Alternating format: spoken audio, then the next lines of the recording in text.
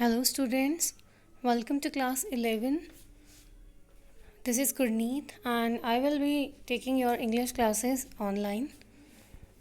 So today we will start from the very first chapter from the book Hornbill, and the name of the chapter is The Portrait of a Lady. So you have two books in English. One is Hornbill and the other one is Snapshots. Okay, so this chapter is from book Hornbill. So now we will start with the chapter The Portrait of a Lady, written by Khushwant Singh. So here is a brief introduction of the lesson. The Portrait of a Lady is the story of the author. He describes his relationship with his grandmother over the years. He pens down her daily activities and how she evolved as a character as time passed by. He explains her appearance, which helps create an image in the reader's mind. तो portrait of a lady जो story है वो author की ही है, यानी कि खुशवंत सिंह की ही story है. और इस स्टोरी में वो क्या डिस्क्राइब कर रहे हैं, रिलेशनशिप डिस्क्राइब कर रहे हैं with his grand mother over the years. जो उनका अपनी दादी माँ के साथ, अपनी ग्रैंड मदर के साथ एक रिलेशन है कई सालों से, उसको बताया गया है इस स्टोरी में. उस रिलेशनशिप को डिस्क्राइब करा गया है. और वो क्या करते हैं, उनकी डेली एक्टिविटीज़ को, अपनी ग्रैंड मदर की डेली एक्टिविटीज़ को नोट डाउन करते हैं. और उन्होंने इस चैप्टर में हमें ये भी बताया है कि जैसे जैसे टाइम निकलता जाता है, वक्त बीतता जाता है, कैसे एक जो करेक्टर है उसमें चेंजेस आ जाते हैं. हर ह्यूमन में चेंजेस आते हैं, वक्त के साथ साथ इंसान सेम नहीं रहता. Everybody changes according to the time. तो यही चीज़ें उन्होंने अपनी ग्रैंड मदर के बारे में बताई हैं. और उन्होंने क्या बताया है, उनका अपीयरेंस बताया है. उनका अपीयरेंस इसलिए बताया है ताकि हम जो रीडर हैं जब ये चैप्टर पढ़ें तो हम रीडर्स के माइंड में एक इमेज आ जाए कि उनकी दादी माँ किस तरीके की रही होंगी. Okay, so this is a brief introduction of the lesson. So now without wasting any time we will just start with the lesson and with the explanation. You can write down, note down the important word meanings, the vocabulary as well. Okay, I will tell you side by side. So here comes the lesson. My grandmother, like everybody's grandmother, was an old woman. She had been old and wrinkled for the 20 years that I had known her. Okay, my grandmother. माई को ना यहाँ पे हमारा author है यानी कि खुशवंत सिंह. खुशवंत सिंह की जो ग्रैंड मदर हैं, जैसे सबकी ग्रैंड मदर होती हैं, बहुत ही ज़्यादा ओल्ड वुमन है, एक बूढ़ी लेडी हैं वो. She had been old and wrinkled for the 20 years that I had known her. Wrinkled का मतलब क्या होता है, रिंकल आ जाना चेहरे पे, सुना है ना आपने. हैविंग लाइंस और फोल्ड्स, जब बहुत ज़्यादा चेहरों पे लाइन वगैरह आ जाती है, फोल्ड्स पड़ जाते हैं चेहरे पे, तो उसको रिंकल फेस कहते हैं. तो वो बहुत ज़्यादा बूढ़ी हो चुकी हैं, उनके चेहरे पे भी बहुत रिंकल्स हैं. और वो पिछले 20 सालों से, जब से अपनी ग्रैंड मदर को ऑब्ज़र्व करते आ रहे हैं, देखते आ रहे हैं, उनको अपनी ग्रैंड मदर का चेहरा ऐसा ही लग रहा है, रिंकल वाला, और बहुत ज़्यादा ओल्ड ही लग रही है पिछले 20 सालों से, जब से वो अपनी ग्रैंड मदर को देखते आ रहे हैं. People said that she had once been young and pretty and even had a husband, but that was hard to believe.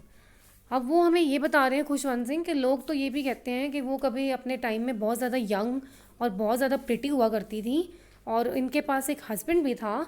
लेकिन अब ऑथर हमें कह रहा है कि भी लेकिन ये तो बहुत ज़्यादा हार्ड टू बिलीव है, बहुत ज़्यादा मुश्किल है ये बात तो मानना. हार्ड टू बिलीव का मतलब वो इस बात को बिल्कुल भी एक्सेप्ट नहीं करना चाहता author. Okay, then my grandmother's portrait hung above the mantelpiece in the drawing room. He wore a big turban and loose fitting clothes. His long white beard covered the best part of his chest and he looked at least 100 years old. Yes. तो portrait का मतलब क्या होता है, portrait का मतलब है painting या फिर एक पिक्चर. तो जो उसके ग्रैंड फादर है, जो उसके दादाजी हैं, उसका जो पेंटिंग, उसका जो एक पिक्चर फ़ोटो जो है वो ड्राइंग रूम में एक मैंटल पीस के ऊपर लगी हुई है. मैंटल पीस का मतलब क्या होता है, a structure of wood, marble और stone above and around a fireplace. कई घरों में आपने देखा होगा या मूवीज़ में देखा होगा कि घरों के अंदर आग जल रही होती है और आग के ऊपर एक छोटा सा स्ट्रक्चर बनाया होता है, किसी ने मार्बल का बनाया होता है, किसी ने वुड का बनाया होता है, उसके ऊपर कुछ फ्लावर पॉट वगैरह लोग सजा देते हैं, या कुछ भी ऐसे फायर प्लेस के ऊपर जो नीचे आग लगती है, जो उसके ऊपर जो एक जगह कवर करी होती है वुड से या फिर मार्बल से, तो वहाँ पे ऊपर दीवार पे उन्होंने अपने ग्रैंडफादर का एक पेंटिंग टांगी हुई थी वहाँ पे, और उनके ग्रैंडफादर ने, he was wearing a big turban, बड़ी सी पगड़ी डाली हुई थी और बड़े लूज से कपड़े डाले हुए थे उनके ग्रैंडफादर ने, और जो उनकी बड़ी सी सफ़ेद रंग की दाढ़ी थी ग्रैंडफादर की, वो इतनी बड़ी थी दाढ़ी कि उनके जो चेस्ट तक का पार्ट है वो भी कवर कर रही थी। And he looked at least 100 years old, और ग्रैंडफादर को देख के ये लग रहा था कि जैसे कम से कम भी वो 100 साल के होंगे, इतने बूढ़े लग रहे थे। उनकी फ़ोटो देख के ऑथर हमें ये बता रहे हैं कि वो इतना ओल्ड लग रहे थे, ऐसे लग रहा था कम से कम 100 साल के तो होंगे ही। He did not look the sort of person who would have a wife और चिल्ड्रन, और ऑथर ये भी कह रहे हैं कि भी ग्रैंडफादर को देख के ऐसा नहीं लग रहा था कि जैसे ये कोई ऐसा इंसान रहे होंगे जिनकी खुद की कोई वाइफ और खुद के कोई चिल्ड्रन भी रहे होंगे, मतलब खुद मैरिड हों और खुद की वाइफ भी है और बच्चे भी हैं। वो कहता है ऐसा नहीं लग रहा था उनको देख के। He looked as if he could only have lots and lots of grand children.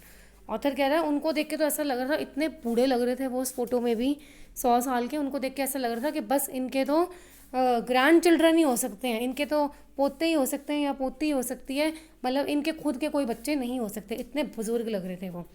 As for my grandmother being young and pretty, the thought was almost revolting. The thought was almost revolting का मतलब ये है that it was very hard for the author to believe, कि बहुत मुश्किल हो रहा था ऑथर के लिए ये बात का यकीन करना। कौन सी बात का? कि उसकी ग्रैंड मदर कभी अपने टाइम में बहुत ज़्यादा यंग और प्रिटी भी रह चुकी है। तो वो ये सोचता है कि भाई मैं तो पिछले 20 सालों से अपनी ग्रैंड मदर को ऐसे ही देख रहा हूँ, ओल्ड देख रहा हूँ, रिंकल्ड फेस देख रहा हूँ, तो उसके लिए, ऑथर के लिए ये चीज़ माननी, बिलीव करनी बहुत ज़्यादा हार्ड हो रही थी कि कभी उसकी ग्रैंड मदर भी यंग और बहुत ज़्यादा प्रिटी रही होंगी। She often told us of the games she used to play as a child that seemed quite absurd and undignified on her part, and we treated it like the fables of the prophets she used to tell us. Absurd का मतलब है illogical। तो वो उनको, author को, अपने games के वगैरह के बारे में भी बताती थी ग्रैंड मदर, कि जब वो कभी छोटी हुआ करती थी as a child, which games she use to play that seemed quite absurd and undignified। undignified का मतलब है डिसरिस्पेक्टफुल ऑन हर पार्ट, और मतलब इतनी इलॉजिकल लगती थी वो गेम्स, और इतना मतलब उसके टाइम पे वो चीज़ें इतनी ज़्यादा, मतलब वो उन चीज़ों को डिसरिस्पेक्ट करता था ऑथर। वो कहता डिसरिस्पेक्टफुल लगती हैं मुझे, मतलब मेरे को यकीन सा नहीं होता जब ग्रैंड मदर ऐसी चीज़ें बताती हैं। And we treated it like the fables of the prophets use to tell us. Fables का मतलब होता है fictitious stories with a moral teaching. कोई ऐसी, कोई मनगढ़ंत सी कहानियाँ, कोई ऐसी फिक्टिशियस सी इमेजिनेशन वाली कहानियाँ सुना देना, लेकिन उसमें कोई मॉरल टीचिंग, कोई ऐसा कुछ ना कुछ लेसन ज़रूर निकल के आता था, मॉरल वैल्यूज़ से, मॉरल टीचिंग से रिलेटेड। जैसे दादियाँ नानियाँ कहानियाँ सुनाती हैं बच्चों को, और ऐसी कोई कहानी सुना देती हैं जो रियल भी नहीं होती अपनी इमेजिनेशन में, लेकिन कोई ना कोई लेसन, अच्छा सबक ज़रूर निकल के आता है जो हमारे काम आए, ऐसी। और of the prophets she use to tell us. Prophets कौन होते हैं? सेंट्स, ठीक है, यही साधु संत लोग। और वो इस तरीके की जो कहानियाँ बताती थी तो ऑथर को बहुत ज़्यादा इलॉजिकल लगती थी। वो डिसरिस्पेक्ट करता था, सोचता था कि कोई लॉजिक नहीं है इन सब चीज़ों में, लेकिन मॉरल टीचिंग्स उन कहानियों में से मिलती थी। Okay, yes, now here comes the next paragraph. She had always been short and fat and slightly bent. Her face was a crisscross of wrinkles running from everywhere to everywhere. Crisscross का मतलब है a pattern of intersecting straight lines. Crisscross का मतलब होता है, अब जैसे कि इस तरीके से ऐसे कुछ लाइंस वगैरह बनी हो, ऐसे, ठीक है, हॉरिजॉन्टल भी और वर्टिकल भी। तो जो ग्रैंड मदर हैं, वो उनकी डिस्क्रिप्शन बताई गई है, वो कैसी थी, वो छोटी सी थी, मोटी थी, और स्लाइटली बेंट, और थोड़ा सा आगे झुक के चलती थी, जैसे ऑब्वियसली थोड़े से बुजुर्ग लोग चलते हैं। और उनका फेस क्रिस क्रॉस लगता था, ऐसे लगता था पूरे चेहरे पे रिंकल्स ही रिंकल्स हैं, लाइनें ही लाइनें पड़ी हुई हैं चेहरे पे, चाहे स्ट्रेट जा रही हूँ हॉरिजॉन्टल चाहे vertical. No, we were certain she had always been as we had known her. ठीक है, सर्टेन का मतलब क्या है, श्योर। और वो कहता है कि भाई हम इस बात को लेके श्योर थे that she had always been as we had known her, कि भी उस इस बात को लेकर उसको काफ़ी श्योरिटी थी कि भाई हाँ पिछले 20 साल से मैं इनका चेहरा ऐसे ही दिखता आ रहा हूँ, तो ऐसी ही रही है मेरी grand mother. Old, so terribly old that she could not have grown older and had stayed at the same age for 20 years. और वो ये भी कहता है इतनी बूढ़ी वो दिखाई देती हैं कि ऐसा नहीं लगता कि इससे बूढ़ा और कोई बंदा भी हो सकता है, और ऐसी ही हैं वो पिछले 20 साल से। She could never have been pretty but she was always beautiful. अब यहाँ पे इसका मतलब क्या है, see what is the difference between pretty and beautiful.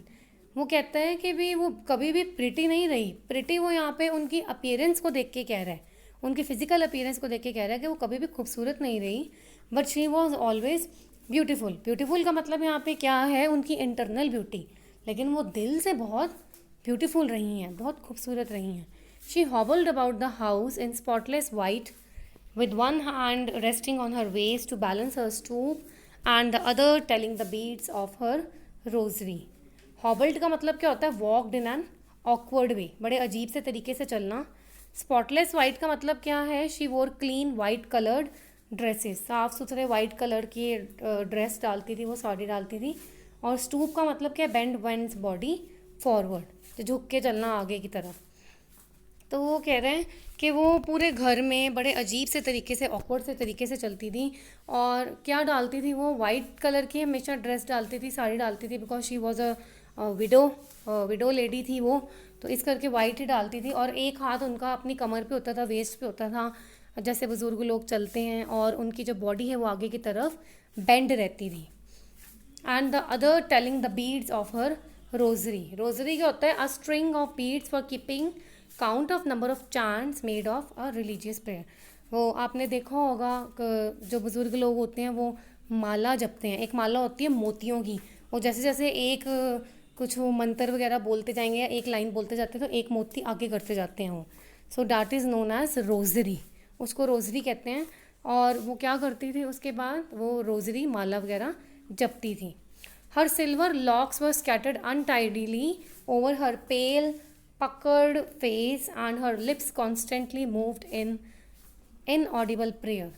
अब सिल्वर लॉक्स, लॉक्स का मतलब क्या है यहाँ पे, हेयर, बाल उनके। सिल्वर लॉक क्यों बोला गया, सफ़ेद बाल। ठीक है, वो बूढ़ी थी बहुत ज़्यादा, तो उनके जो हेयर थे वो सफ़ेद बाल थे। स्कैटर्ड का मतलब बहुत ज़्यादा बिखरे हुए, डिसऑर्गेनाइज थे। अनटाइडली, अनटाइडली का मतलब the thing which is not neat, बिल्कुल उनके बाल सफ़ेद रंग के बिखरे हुए थे। उनके चेहरे पे उनका जो पेल पीला रंग का चेहरा पड़ गया था। पकड़ मीन्स अ फेस कॉन्ट्रैक्ट इनटू रिंकल्स। पकड़ का मतलब ये होता है अब के जैसे बहुत ज़्यादा रिंकल्स आने की वजह से कई बार चेहरा बहुत ज़्यादा चेहरा आगे जो लिप्स वाला पार्ट है वो आगे की तरफ अजीब सा ही कुछ चोंच से निकल आती है, अजीब सा थोड़ा पिचका हुआ सा चेहरा हो जाता है। बहुत ही मतलब अजीब सा बुज़ुर्गों का चेहरा, जैसे बहुत ज़्यादा स्किन लूज सी लटकी हुई और फेस बड़ा अजीब सा लगने लग जाता है एकदम से रिंकल्स की वजह से, सारी स्किन लूज होने की वजह से, तो उसको पूरा पकड़ फेस बोलते हैं। And her lips constantly moved in Audible prayer. In Audible का मतलब जो चीज़ सुनाई ना दे, और लेकिन उनकी दादी माँ के जो लिप्स हैं वो हमेशा कुछ ना कुछ मंत्र, कुछ ना कुछ प्रे वगैरह करती रहती थी, जाप पढ़ती रहती थी, अपने मन में ही ऐसे पढ़ती रहती थी, किसी को कुछ सुनाई नहीं देता था। Yes, she was beautiful. She was like the winter landscape in the mountains, an expanse of pure white serenity, breathing peace and contentment. Serenity का मतलब है the state of being peaceful and calm.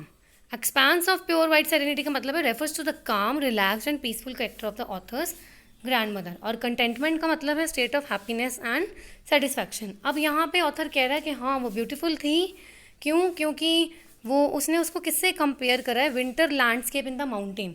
अब वो उसने किससे compare करा है, जैसे हम किसी हिली एरिया पे चले जाते हैं और वहाँ पे बर्फ़ पड़ी होती है, तो बर्फ़ वाली जगह जब हम बर्फ़ को देखते हैं, वो बर्फ़ वाली जगह बहुत ज़्यादा शांति वाली, सुकून वाली लगती है, जहाँ पे जाके हमें बहुत ज़्यादा पीस और काम मिलता है हमें बहुत ज़्यादा। तो और हम बहुत अच्छे से ब्रीथ कर पाते हैं, हम नेचर के क्लोज होते हैं और हमें एक अजीब से पीस एंड कंटेंटमेंट का मतलब सेटिस्फैक्शन, हमें खुशी मिलती है ऐसी जगहों पे जाके। तो इस चीज़ को उन्होंने winter landscape in the mountain को अपनी दादी माँ के साथ कंपेयर करा है कि भी उनकी ग्रैंड मदर भी ऐसी ही लग रही हैं, जो कि जिसके सफ़ेद रंग के बाल हैं और सफ़ेद रंग के ही वाइट कलर की वो क्लोथ्स वगैरह वियर करती हैं और कुछ ना कुछ मन में प्रेयर्स वगैरह भी पढ़ती रहती हैं और बिल्कुल ऐसा लगता है सुकून वाली पीसफुल लाइफ वो इस टाइम पे जी रही हैं। Yes, next. My grandmother and I were good friends. My parents left me with her when they went to live in the city and we were constantly together. अब यहाँ पे वो अपने और अपनी ग्रैंड मदर के बारे में बता रहा है ऑथर। जो उसकी ग्रैंड मदर और ऑथर है यानी कि खुशवंत सिंह, वो दोनों बहुत अच्छे दोस्त थे। उनके जो पेरेंट्स हैं खुशवंत सिंह के, वो खुशवंत सिंह को छोड़ के चले गए थे, अपने बेटे को छोड़ के ग्रैंड मदर के पास छोड़ के चले गए थे। क्यों? क्योंकि उन्होंने शहर में जाना था वहाँ पे रहने के लिए, और तब से ही grandmother Khushwant Singh was with his grandmother, तभी से वो उनके साथ रह रहे एक साथ। She use to wake me up in the morning and get me ready for school. वो उनको सुबह उठाती होती थी और उनको स्कूल के लिए तैयार भी करती थी grand mother. She said her morning prayer in a monotonous sing song while she bathed and dressed me in the hope that I would listen and get to know it by heart. Monotonous का मतलब होता है बहुत ज़्यादा डल और boring, और जब वो उनको रेडी करती थी तो वो अपने मन में ही बड़े डल और बड़े बोरिंग सी, मतलब सुनाई नहीं देता था किसी को, तो वो मन में ही मॉर्निंग की प्रेयर गाती रहती थी। और जब वो उसको नहलाती थी खुशवंत सिंह को, उनको ड्रेसअप करती थी, तो वो ये भी सोचते थे in the hope that I would listen and get to know it by heart. वो ये भी सोचता था कि भी मैं सुनने की कोशिश करूँ कि ग्रैंड मदर आखिरकार क्या सारा दिन बोलती रहती है, दिल से सुनने की कोशिश करते थे author. I listen because I loved her voice but never bother to learn it. सुनते थे वो, जैसे जैसे वो उनको तैयार करते करते कुछ ना कुछ मॉर्निंग प्रेयर्स बोलती थी, ऑथर सुनते थे सब कुछ, क्योंकि उनको उसकी वॉइस बहुत ज़्यादा अच्छी लगती थी। लेकिन ऑथर ने कभी भी बॉदर्ड का मतलब टू बी कंसर्न, मतलब कभी भी चिंता नहीं करी, कभी भी कोशिश नहीं करी वो उस चीज़ों को लर्न करने की, किन चीज़ों को, उनकी प्रेयर्स को। Then she would fetch my wooden slate which she had already washed and plastered with yellow chalk, a tiny earthen ink pot and a red pen, tie them all in a bundle and hand it to me. और उसके बाद वो क्या करते थे, fetch का मतलब क्या होता है, get मतलब देना किसी को, go for and then bring back something for someone। तो उसके बाद वो क्या करती थी, वो निकालती थी उनकी वुडन स्लेट। बहुत पुराने टाइम की स्टोरी है ये, बहुत ज़्यादा पुराने टाइम की है। तो पुराने टाइम में एक वुडन की स्लेट हुआ करती थी। पहले के टाइम पे बच्चे नोटबुक्स वगैरह नहीं होती थी, लोग उस पर नहीं लिखते थे बच्चे, वुडन की स्लेट हुआ करती थी, उस पर लिखते होते थे। और जब भी उसने स्कूल जाना होता था ऑथर ने, तो ग्रैंड मदर वुडन की स्लेट निकालती थी, जिसको वो उसने पहले ही साफ़ करके धो धा के रखा होता था, और उसके ऊपर एक प्लास्टर की लेयर से उसको कवर कर देती थी। प्लास्टर्ड का मतलब होता है covered with a layer of plaster, एक लेयर से कवर कर देती थी, और उनको येलो चॉक भी देती थी। A tiny earthen ink pot and a red pen. Earthen का मतलब है मेड ऑफ बेक्ड और फायर्ड क्ले। एक मिट्टी का बना हुआ छोटा सा इंक पॉट होता था, एक रेड पेन होता था, वो भी देती थी। और इन सब को एक बंडल में टाई करके then she use to hand it over to the author.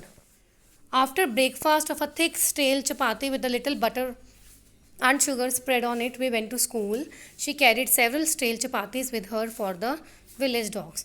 और उसके बाद अब यहाँ पे ये बताया गया है कि what type of breakfast they used to have, कैसा ब्रेकफास्ट करते थे वो एक मोटी सी एक स्टेल चपाती, स्टेल होता है बासी रोटी आप कह सकते हो जिसको, the chapatis which are not fresh, ठीक है, बासी रोटी, मोटी सी बासी रोटी वो खाता था ऑथर अपने ब्रेकफास्ट में।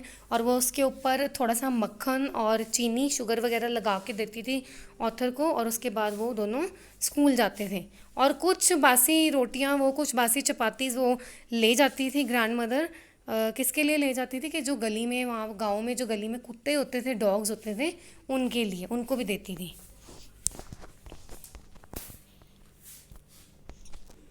माई grandmother always went to school with me because the school was attach to the temple. Grandmother हमेशा ऑथर को स्कूल छोड़ने जाती थी। क्यों? क्योंकि स्कूल जो है वो बिल्कुल मंदिर के साथ जुड़ा हुआ था। The priest taught us the alphabet and morning prayer. और जो वहाँ पे प्रीस्ट होता था, मंदिर का जो पुजारी होता था, वही ऑथर को अल्फ़ाबेट्स वगैरह सिखाता था, पढ़ाता था और मॉर्निंग की प्रेयर भी करवाता था। While the children sat in rows on either side of the veranda, singing the alphabet or the prayer in a chorus, my grandmother sat inside reading the scriptures. और जब बाकी सारे बच्चे रोज़ में बैठते थे पुराने टाइम के, जैसे आपने कभी मूवीज़ में भी देखा होगा, बच्चे नीचे बैठते होते थे ज़मीन पे रो बना के, और बड़े ओपन एरिया में in the side of the veranda. Veranda means courtyard, जो एक एरिया के बाहर जो ओपन एरिया होता है घरों के बाहर, उसको वेरांडा कहते हैं। Everybody knows. तो वहाँ पे इस खुले से एरिया में वो वहाँ पे बैठते थे और बच्चे ज़ोर ज़ोर से अल्फ़ाबेट और प्रेयर वगैरह एक साथ, कोरस मतलब जो एक साथ गाते हैं बच्चे। And my grand mother sat in side reading the scripture. और जो ग्रैंड मदर है वो मंदिर के अंदर होती थी और वो क्या रीड करती थी? स्क्रिप्चर। स्क्रिप्चर क्या होता है? धार्मिक किताबें। When we had both finished we would walk back together. और जब दोनों का काम ख़त्म हो जाता था, ऑथर का स्कूल और ग्रैंड मदर की धार्मिक किताबें पढ़ना, तो दोनों वापस घर आ जाते थे एक साथ। This time the village dogs would meet at the temple door. और जब वो वापस आने लगते थे तो जो विलेज डॉग्स हैं वो उन्हें कहाँ मिलते थे? मंदिर के दरवाजे के बाहर बिल्कुल मिलते थे। They followed us to our home growling and fighting with each other for the chapatis we threw to them. और ग्राउलिंग का मतलब क्या होता है? जैसे जब डॉग्स, कुत्ते जब गुर्राते हैं, जब उनको कोई चीज़ चाहिए होती है तो वो जैसे गुर्राते हैं, अपने थ्रोट में से वॉइस निकालते हैं, उसको ग्राउलिंग कहते हैं। तो और वो कुत्ते खड़े हो जाते थे वहाँ पे, डॉग्स वो देखते थे कि भाई अभी ये चपाती फेंकेंगी तो किसके हिस्से में जाएगी, तो इस तरीके से वो उनके पीछे पीछे जाते थे। And when my parents were comfortably settled in the city they sent for us. और उसके बाद क्या हुआ? जब ऑथर के पेरेंट्स बहुत अच्छे से वेल सेटल्ड हो गए सिटी में, शहर में, तो उसके बाद उन्होंने ऑथर और ग्रैंड मदर को बुलावा भेजा कि तुम लोग भी आओ और शहर में आके सेटल हो। That was a turning point in are friendship. ये बहुत इंपॉर्टेंट लाइन है, इसको ध्यान में रखना, ठीक है। इससे रिलेटेड क्वेश्चंस आते हैं कि what was the turning point in author's life, ठीक है। तो या in author and grandmother relationship what was the main turning point. तो यही एक टर्निंग पॉइंट है, यहाँ से उनकी ज़िंदगी में एक मोड़ आया, एक टर्निंग पॉइंट आया जिससे आगे की ज़िंदगी बदल गई। Although we share the same room my grandmother no longer came to school with me. हालांकि वो दोनों सेम रूम शेयर करते थे, लेकिन उसके बाद ग्रैंड मदर उनके साथ, ऑथर के साथ कभी भी स्कूल नहीं गई। I used to go to an English school in a motor bus. एक मोटर बस थी, बस आती होती थी। अब ऑथर और ग्रैंड मदर दोनों शहर में चले गए। अब ऑथर बहुत अच्छे इंग्लिश मीडियम स्कूल में पढ़ता था, बस में जाता था। There were no dogs in the streets. अब गली में कोई डॉग्स नहीं होते थे वहाँ पे। And she took to feeding sparrows in the courtyard of a city house. और उसके बाद ग्रैंड मदर अब कैसे अपना टाइम पास करती थी? She use to pass her time by feeding the sparrows in the courtyard. Courtyard भी veranda ही होता है।